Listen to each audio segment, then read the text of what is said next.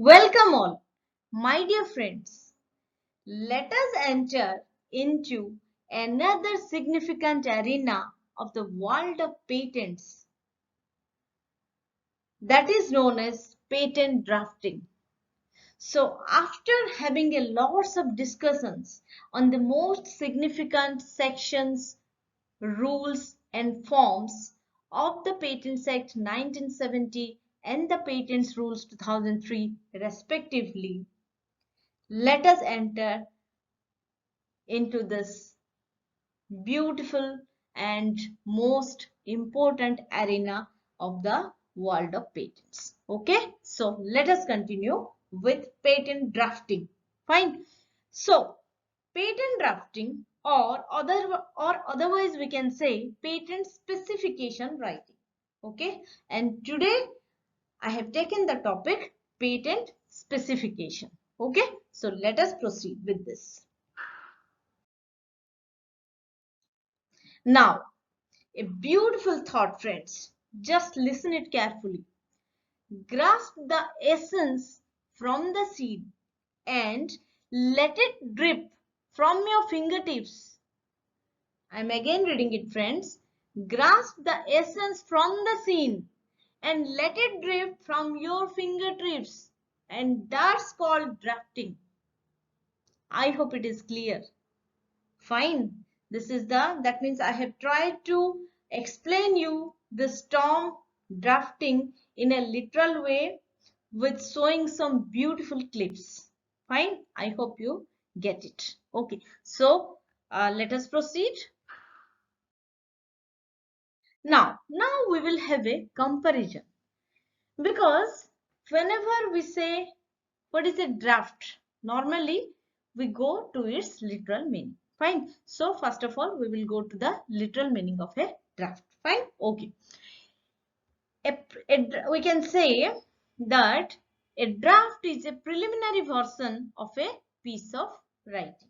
Fine. Or it is or we can say a draft is a written order to pay a specified sum. Fine. So this is the normal and literal meaning of draft. Now we will go towards what is a patent draft. Fine. Because this is the demand of our legal world or the world of patents. Fine. Okay. Let us see. A patent draft is a technical document presented in a legal format that has two primary functions. Fine. Number one is to establish novelty, and point number two is to establish inventive step or non-obviousness of an invention. Fine.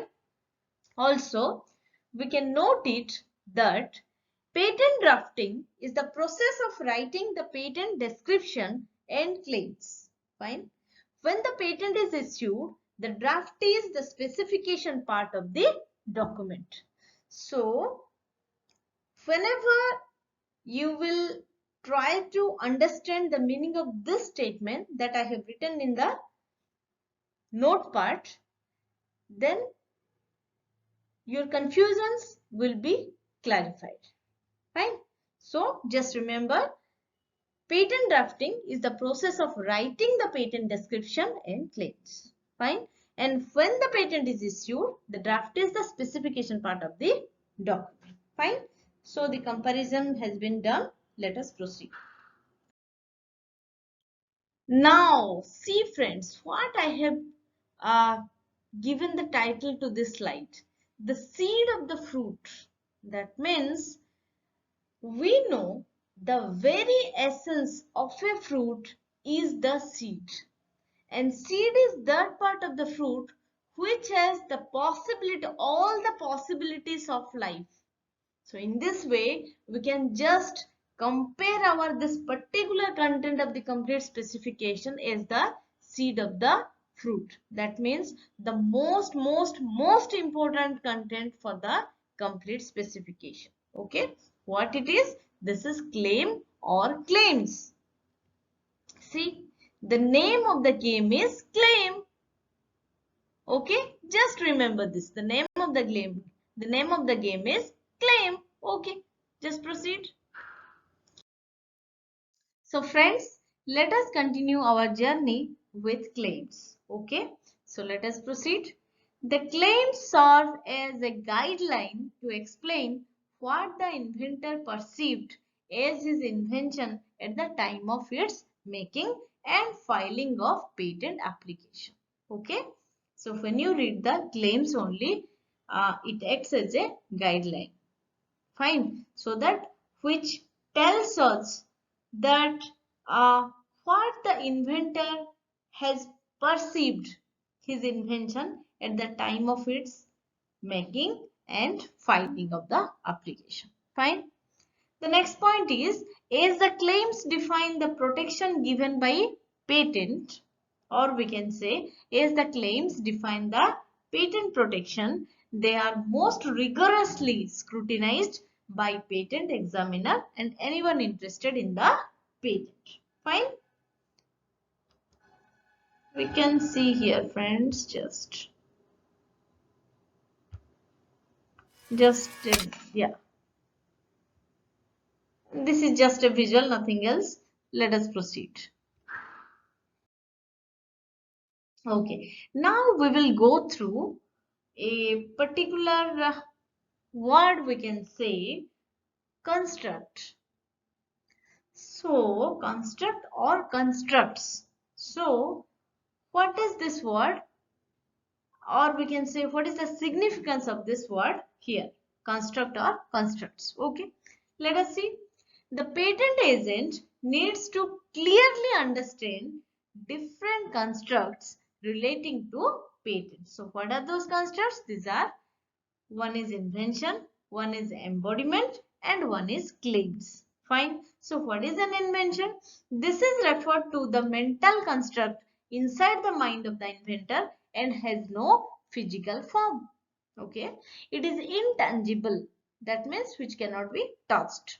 So it is intangible mental conceptualization of thoughts that the inventor sees as a novel idea or as a solution to a known problem. Fine. The next construct is embodiment. This is the physical form of the mental construct of the inventor, showcasing the functionality of the invention to the world. Fine. The next thing is, the next construct is claim or claims. This set the boundaries of the scope of protection for the invention, as seen by the inventor and filed in the patent application. Fine. Upon grant of patent, these claims provide protection to inventors by excluding others from making, using, selling or importing the invention. This actually already we have read. Fine. Let us proceed. Scope of claim or claims. Okay. For the first point, the claims define the scope and the specification recites how to make and use the invention. Fine. The next point is the scope of the patent monopoly is solely determined by the wording of the claims. That means wording of the claims has the greatest significance. Fine. The next point is one broad claim is more powerful than multiple narrow claims. Okay, if there are a number of narrow claims and there is only one broad claim as compared to that, then it is more powerful. That means the broad claim is more powerful than the multiple narrow claims. Fine. For example, specifying a 5-meter connecting rod in a claim will cover only 5-meter rod and will not cover 4-meter or 6-meter rod, or we can say um, yeah, this is fine actually. Hence it is better to recite simply connecting rod or better connecting means. Fine, that means a range is defined. Fine. Okay, not actually range is defined. Connecting rod or connecting means it covers uh, actually a means of connection. Fine. It can have a dimension that we can, or we can just a second. that we can infer. Fine. Features of a good draft. The first point is well-drafted patents usually have claims that are short and few in number. The next point is well-written patents usually have fewer claims than poor-written patents. Fine. The next point is the Indian Patent Office allows 10 claims with the application, after which additional charges are levied per claim. Okay, that means only 10 claims are allowed with the application. And after that, if the claims are added, it is possible, but some additional charges are levied per claim, per each claim we can say. Fine. The next point is the scope of the invention monopoly is determined by the wording of the claims and not by the number of claims. That means we can say wording of the claims is more powerful than the number of the claims. Okay friends, just remember these points because these are the features of a good draft. Fine. Next, broad and narrow claims. Okay, one broad claim can be more powerful than multiple narrow claims that we already have discussed. Okay, the next point is the intent of a good writer of specification is to have the broadest coverage for the invention using the minimum possible number of elements. Okay, this is best achieved by using words which best covers all possible variations of a feature of invention. For example, a table has 4 legs. This can be better be written as a table with plurality of legs. That means we can say this can include 3 or 5 or 6 legs as well. Fine. That's why I have given in the note that mention plurality instead of number. In this way, you can cover or you can have the broadest coverage for the invention. Fine. Now the most important or most significant slide for this lecture. Okay, because there are questions for you. Question number 1. The Indian Patent Office allows 30 claims with the application, after which additional charges are levied for per claim. True or false? Question number 2. The scope of the invention monopoly is determined by the number of the claims. True or false? Question number 3. One broad claim is more powerful than multiple narrow claims. True or false? Okay friends, so please go through each and every slide of this video lecture. Please answer these questions and please write down your compliments, comments or queries in the comment box. Okay, happy learning.